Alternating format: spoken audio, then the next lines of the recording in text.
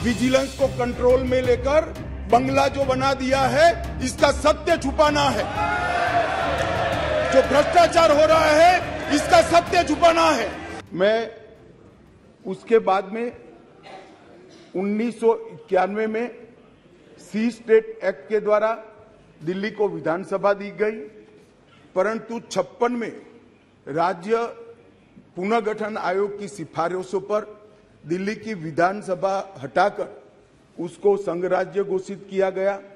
लगभग 3 दशक तक ये व्यवस्था चलती रही।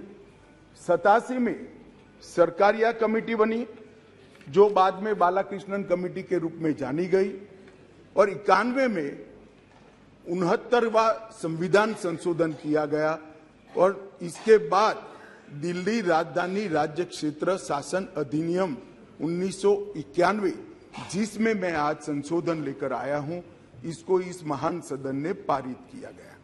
और वही विधेयक के अंदर, संविधान संशोधन के अंदर 239A, जिसका मैंने जिक्र किया, उसमें इस संसद को राजधानी क्षेत्र के किसी भी हिस्से के लिए और किसी भी कार्य के लिए कानून बनाने के लिए संपूर्ण अधिकार संसद को देने का काम किया गया। मान्यवर, समस्या कहां से समाप्त शुरू हुई?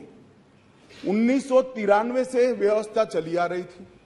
कभी भारतीय जनता पार्टी सत्ता में आई, कभी कांग्रेस पार्टी ने शासन किया, कभी ऊपर कांग्रेस का शासन था तब हमारी सरकार थी, तो कभी ऊपर कांग्रेस की सरकार थी तब नीचे हमारा शासन था, मगर कोई झगड़ा नहीं हुआ था, सब कुछ ठीक चल रहा था, क्योंकि किसी की मंशा अधिकार हथियाने की नहीं थी, सेवा करने की।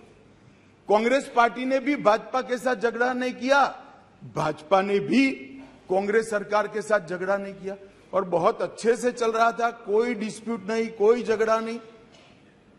1915 में स्थिति बदली और यहां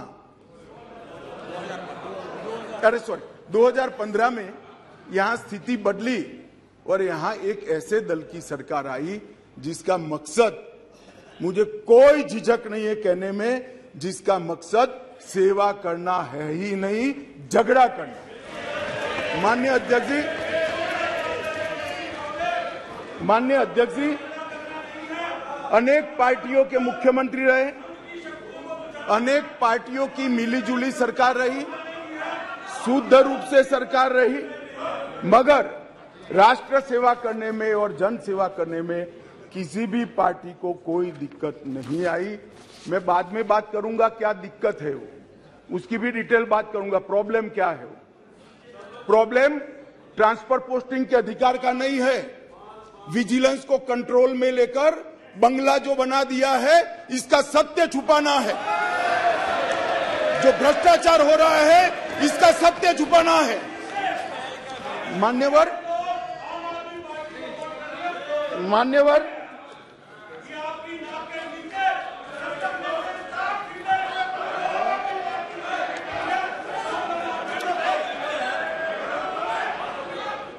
मान्यवर उसके बाद में 15 में अचानक ही दिल्ली राज्य सरकार ने एक विषय सर्कुलर निकाला, जिसमें उन्होंने ट्रांसफर पोस्टिंग के अधिकार अपने हाथ में लिए। केंद्र सरकार ने एक नोटिफिकेशन निकाला, उसको हाईकोर्ट में चैलेंज किया गया। हाईकोर्ट का फैसला केंद्र सरकार के पक्ष में आया, इसको सुप्रीम कोर्ट में चैलेंज कर दिया गया, उसमें खंडित जनादेश आया, फिर संविधान पीठ बनी। संविधान पीठ ने कुछ फैसले कर नीचे फिर से 2 जजों की बेंच को दिया, उसमें भी सहमति नहीं बन पाई, और फिर से संविधान पीठ बनी जिसने अभी फैसला दिया। मान्यवर, वो जो इंटरप्रिटेशन है, वो इंटरप्रिटेशन उन्होंने कानूनी और मॉरल दृष्टि से नहीं किया। उन्होंने इंटरप्रिटेशन कानून की स्थितियों का करते हुए ये कहा है कि फिर भी दिल्ली देश की संसद को और भारत सरकार को दिल्ली संघ राज्य क्षेत्र के लिए हर प्रकार का कानून बनाने का अधिकार है। वो अधिकार का उपयोग कर एक वटहुकम, एक नोटिफिकेशन निकाला गया और वो नोटिफिकेशन इसलिए निकालना पड़ा कि संसद उस वक्त काम नहीं कर रही, मतलब संसद बैठी नहीं थी, बैठकें चल नहीं रही, तो नोटिफिकेशन निकला और संसद सत्र के अनुपस्थिति में जो नोटिफिकेशन निकला, इसको मैं यहां लेकर आया हूं, जो आज सदन के चर्चा के लिए मैंने आप सबके सामने रखा है। मेरा सभी पक्ष के सदस्यों से विनती है कि चुनाव जीतने के लिए, किसी समर्थन हासिल करने के लिए, किसी पक्ष का विधेयक का समर्थन करना या विरोध करना, ऐसी राजनीति नहीं करनी चाहिए। नए गठबंधन बनाने के अनेक प्रकार होते हैं। नया गठबंधन बनाने के अनेक प्रकार होते हैं।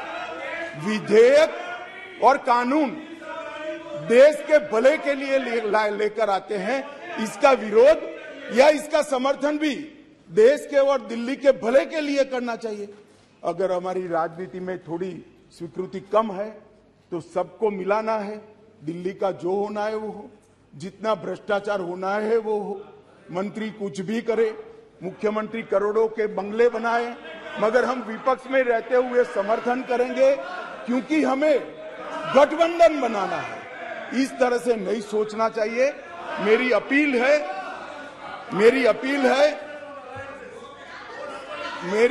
है विपक्ष के सदस्यों को कि आप दिल्ली की सोचिए, अलायंस की मत सोचिए। अलायंस से फायदा नहीं होने वाला है।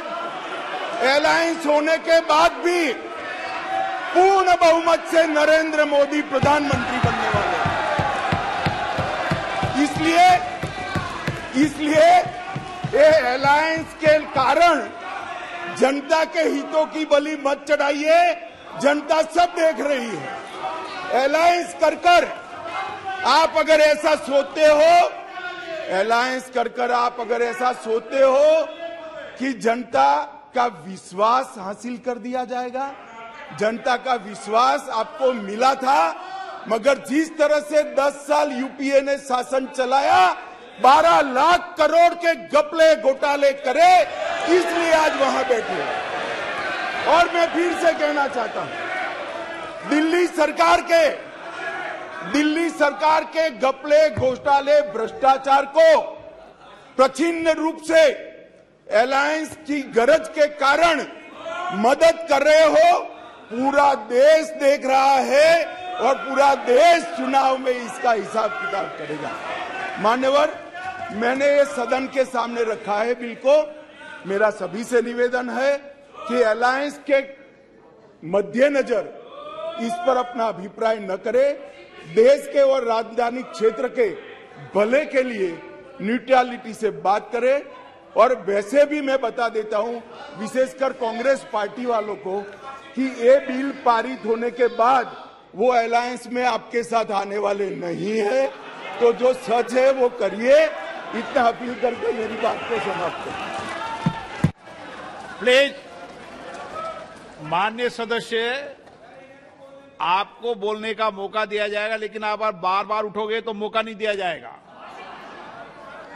ये सदन है, सभी माननीय सदस्यों आग्रह, आपको मौका दिया जाएगा। आप एक पार्टी के हो और आपको मौका देंगे, लेकिन बीच बीच में नहीं उठते हैं, नहीं तो आपका समय खत्म हो जाएगा। आप भी अपनी बात कहना। अधीर रंजन चौधरी जी।